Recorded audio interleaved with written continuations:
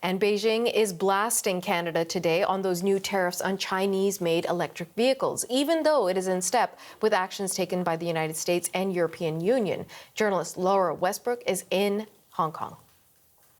Beijing has responded to the announcement by Canada that in October it plans to introduce 100% import taxes of Chinese electric vehicles and 25% on aluminium and steel. A Chinese Foreign Ministry spokesman said in a press briefing that the move by Canada disregarded facts, called it an act of trade protectionism, and said that it undermined China-Canada trade ties. Canada's actions are in disregard of facts.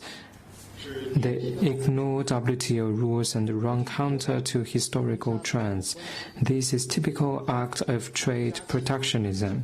These actions undermine China-Canada trade ties, harm Canadian companies and consumers' interests, and do no good to Canada's green transition and global climate response.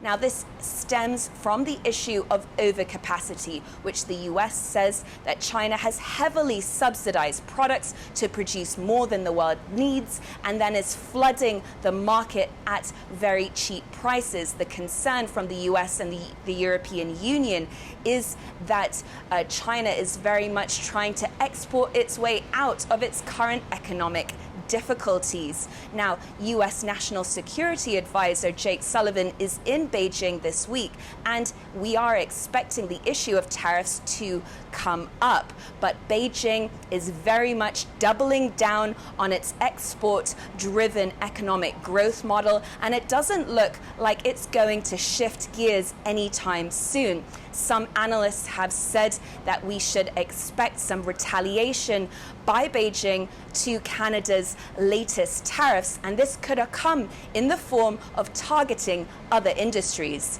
Laura Westbrook for CBC News, Hong Kong. Well, on that point, just moments ago, Canada's Minister for International Trade, Mary Ng, reacted to the possibility of China's blowback at a news conference earlier in the day. Well, they are subsidizing.